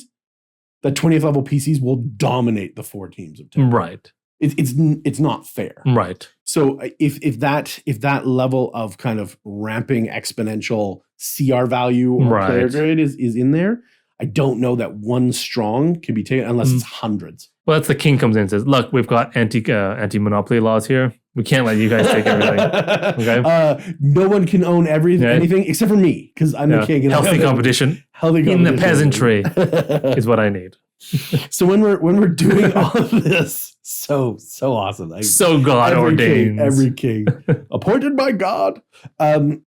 Consequences for these, I also think need to roll out. So you do the heist and you're successful. Consequence.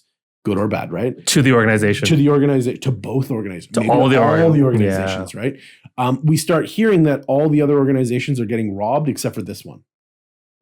Something suspicious is going on here, right? What's going on? Where are these guys coming from? So these types of things should have rippling effects. And I know I've been talking a long time for this, so I'm going to end this with the evolution of an organization. As you start effecting those core values, right? We're going to do a militancy resource-based mission to remove your commodities. Great. What happens when your organization runs out of its assets? How does it respond? Does it become desperate like a caged tiger or corner tiger? Or does it like go, corner tigers? I guess we're done. I guess our organization's going to dissolve and feed out into the other ones. Right. And then you go, oh, I remember that guy. We beat him when we got into the vault. But now he's part of that and he knows us and he knows how we got in. Our heist tricks don't work twice. Right. We need a new heist now. Right. Right. And now we have a reoccurring villain, or we now have a reoccurring presence. We now have a reoccurring key individual that we can do something with story-wise. Right. So evolving your organizations based on those consequences, super important. Yes. Right. Again, for dynamic world. And that's what's moving the world. Well, and it's cool because you have, with your consequences, hopefully you're not just rolling or concentrating on the player organizations that they're part of. You're also rolling stuff to see if the other organizations are successful in their sort of missions as well. And then the power dynamic sort of changes every week. So feel free to assign stats to your organization. They're like characters, really. And maybe use those 6 mission types to see where they're strong or where they're weak. Yeah. Or decide like these are the types that they usually do. And then so they should be stronger in those, higher stats, higher DCs, higher whatever. Yeah. That's interesting. I like it. It's so interesting. It seems like a typically DMs don't do that because it's is it a lot of extra work? Yes. Yes. Yes. But I feel like it's really worth it because then from the player's point of view, things really are dynamic. Like, I did something and the world changed noticeably. Right? I didn't do something and the world changed noticeably. And that's really the crux of it, right? It's succeed, pass, or fail. Right. It's the fact that I didn't do something and the world still moves on without me. Correct. That's when the world feels dynamic and moving. Right? It's cool. I like it. I think I talked about that a little bit in that episode where we were making up new ways of structuring campaigns. Oh, yeah, I think so. Yeah. I think so. But I like it. I like it. Well, Oh, you mentioned it. I was like, I love this idea right away. Right away. Okay.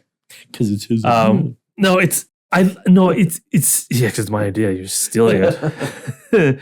No, and it's interesting that you talk about how the world changes in the consequences, because I feel like as players, that's one of the things we want to do. We want to matter. Yeah, we want to feel like we have an impact. Our characters want to have an impact, and they want to do stuff in the world that matters, right? Mm-hmm. So you want to change the world, right? As a player, let's talk about that. So you want to change the world? Yeah. How can we do that as a player, right? How can we affect large and ongoing change in the world? I think you've really touched on that with organizations, right? And how organizations move and change the cities and the world around them, right? And as we said, we talked about how organizations define cultures, define values and beliefs. They define locations and the purpose, right? And we talked about it before, right? People move organizations. Organizations move the world. So if you want to move the world and change the world, you need to move an organization. Oh, damn.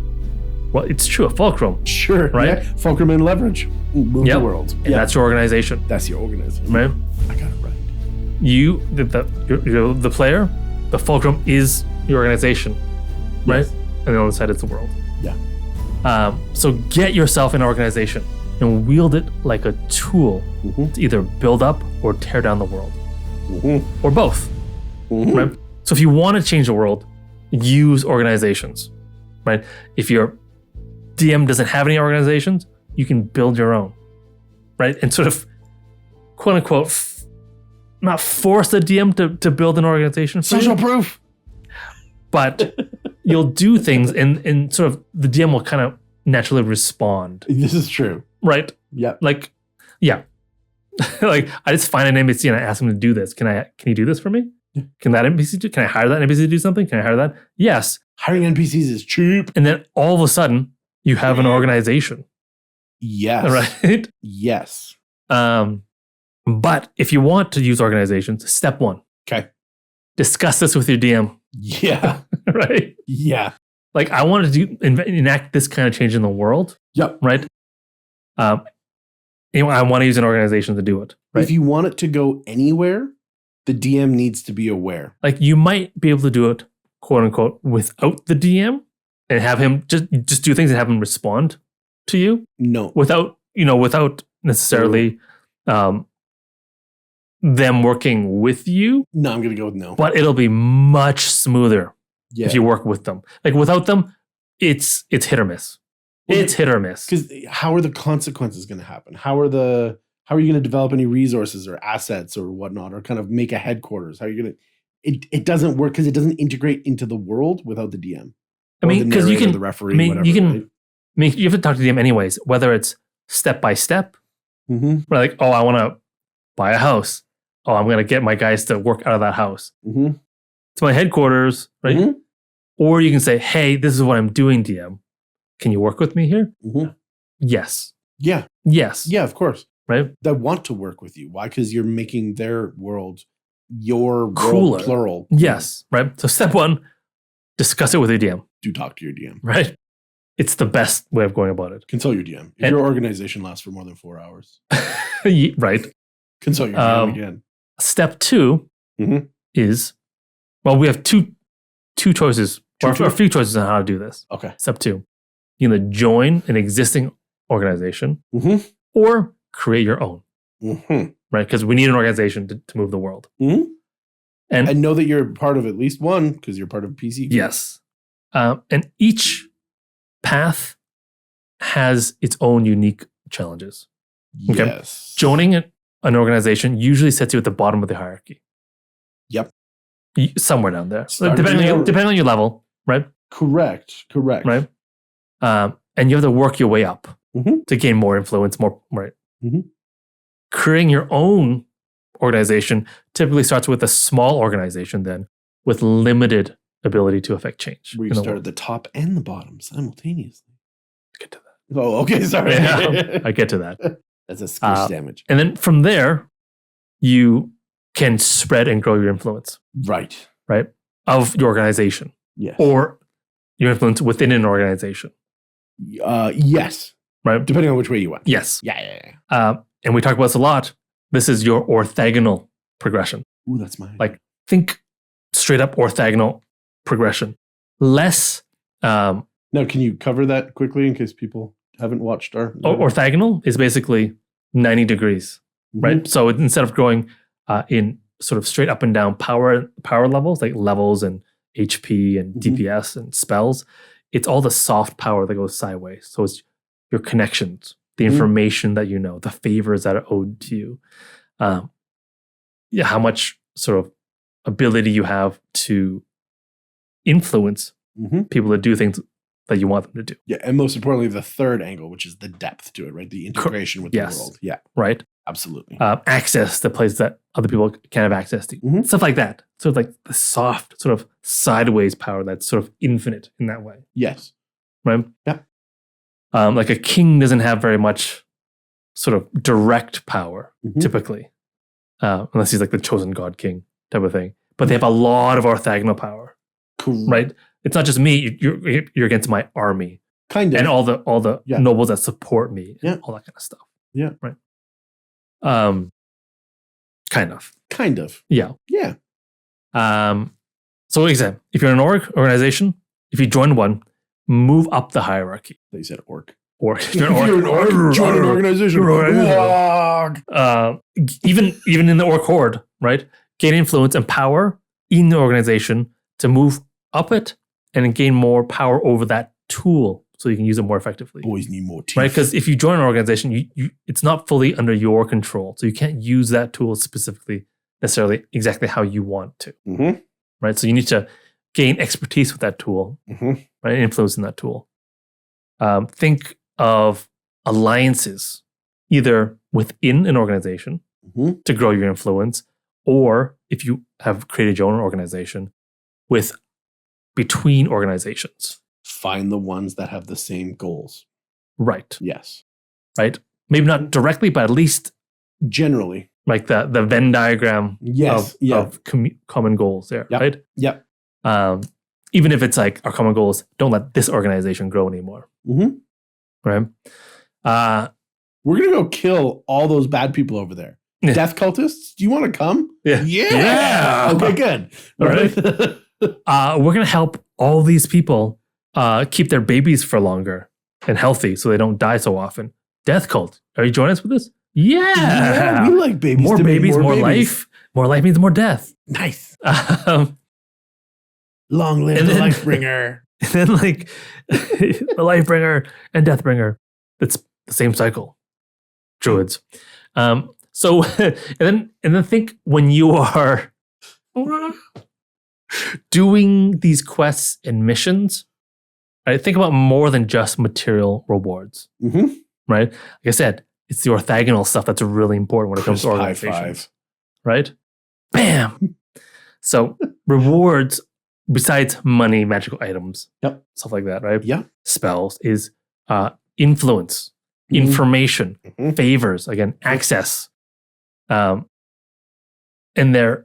those things typically, when it comes to organizations and power and moving the world, is more useful than a +3 sword, +4 sword, right? In fact, we see that in, I think, like Fizban's is one with the draconic boons. Right? If you use service for a dragon, they can just grant you boons.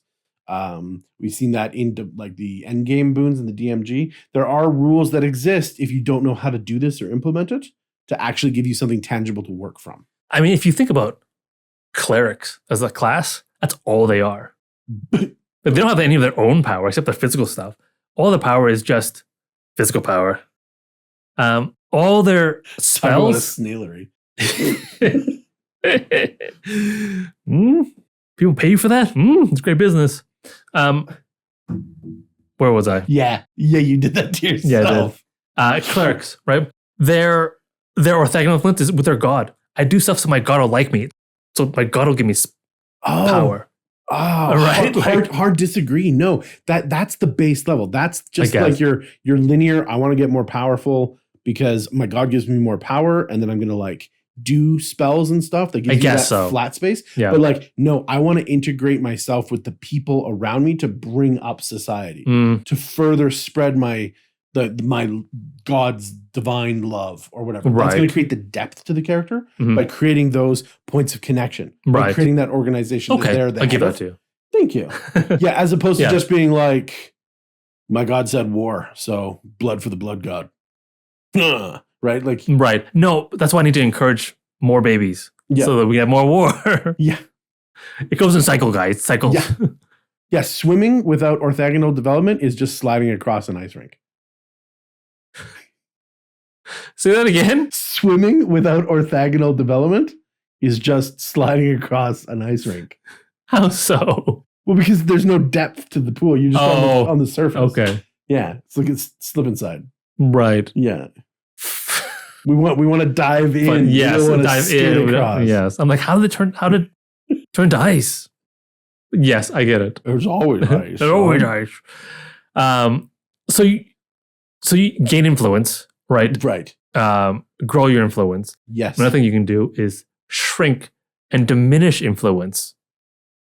This is an interesting potential vulnerability and development in the character. Because inevitably, there's going to be obstacles. Has to be. For it to be interesting. Mary Sue organization. Right. If it's another organization, right, that you need to work to reduce their reach and reduce their ability to affect change, right? Well, you can apply Matt Colville's 3 rules to organizations. An organization is always don't talk about organizations. Just out of war or preparing for the next war. Interesting. Right. It's one of those 3. So they're either like accumulating goods, they're either recovering their lost goods, war is a strong word, but conflict. Yeah, sure. That's just those are his rules. Yeah. And they're awesome.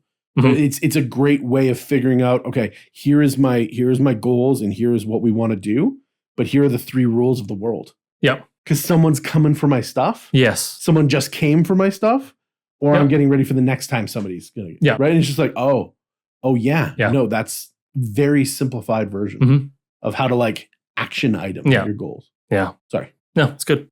So yeah, shrink and diminish influence of the other organizations. Yeah. Right. And this is where you can use those alliances and favors and information that you've gathered in the previous step when you're growing your influence, right? And what the DM doesn't give you these things, like you can always come up with your own quests and missions and present them to your DM. Why? Because this is what's important to you. Right. And it's actually really important, right? Like, oh, these guys, like maybe it's not something that the death cultists, right, is not something that the Merchants Guild has thought about yet. They're out of wine. Yeah. Right? Like, no, we should work with them because they're actually want to encourage more life, right? So that more death later.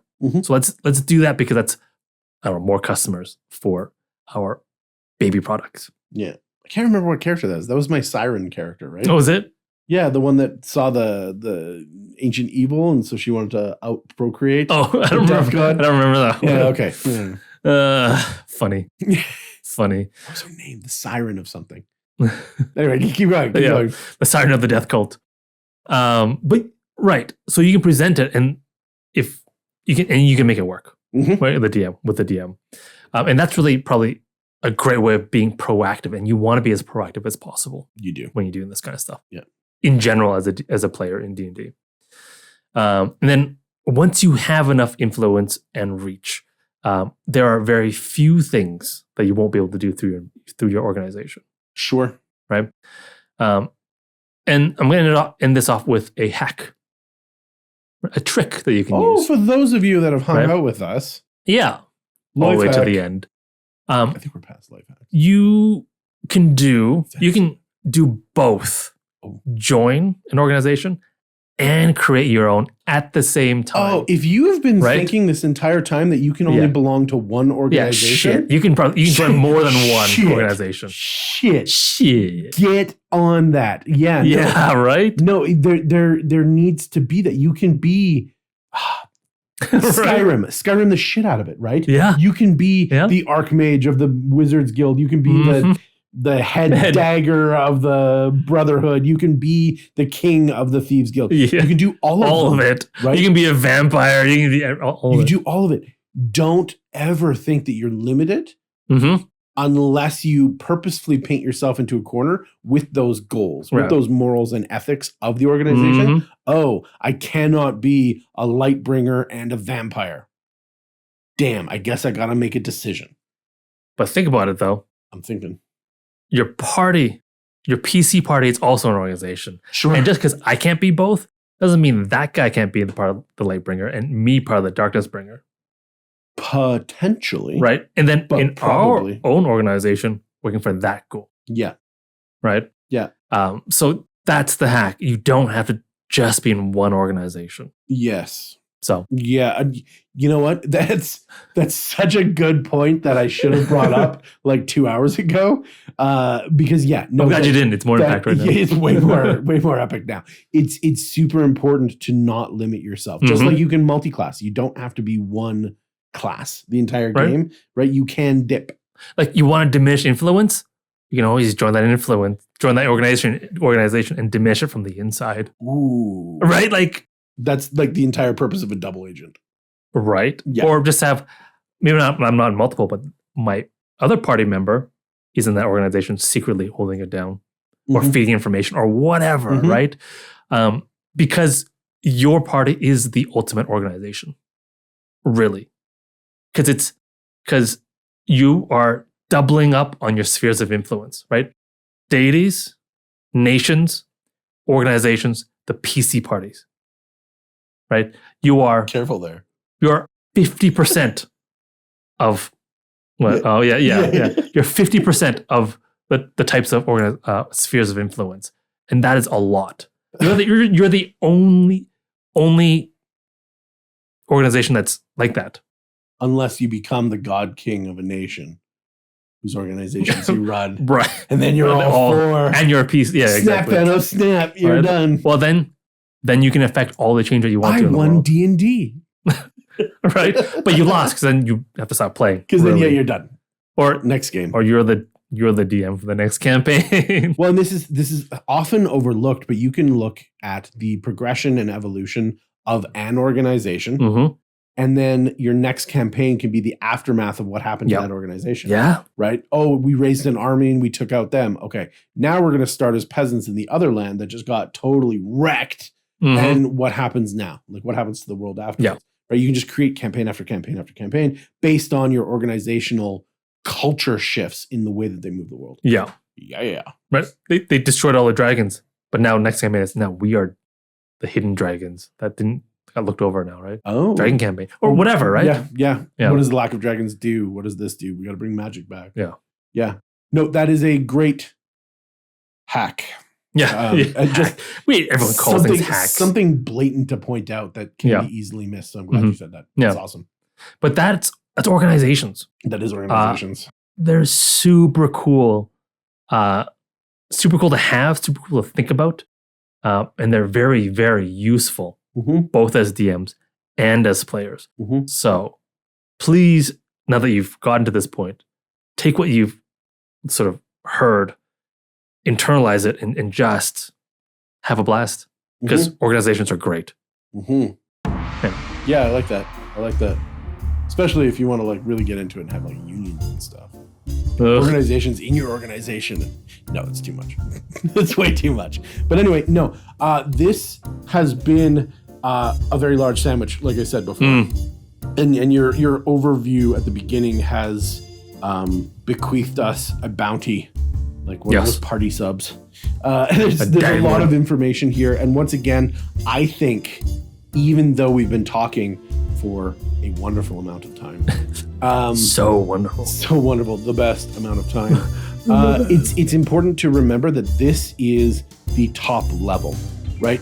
The orthogonal development that we're talking about, that comes from you grounding these, putting them in the world, and giving them the weight, making them have that magnetic appeal that's going to pull PCs in, that's going to make them explore and interact and get deep in the nitty gritty. That's only going to make your campaigns better and more full and rounded out as you do this.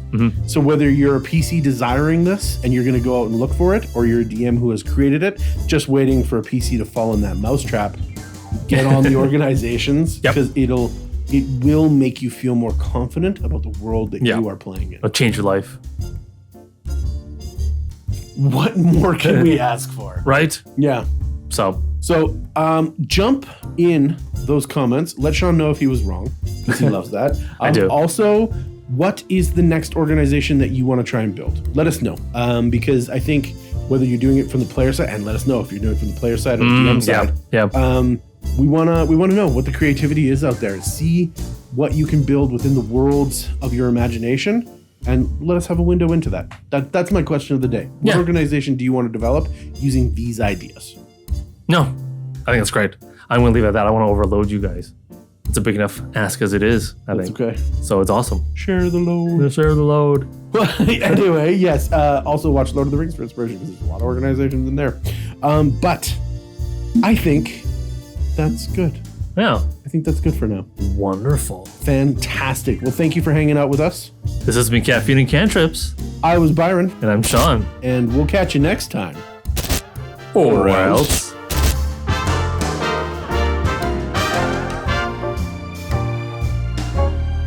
I'm CEO. I'm a peasant. I was like, peasant level recruitment? Listen. This is after seats. Listen. You don't get a peasant railgun without a little bit of recruitment, okay, guys?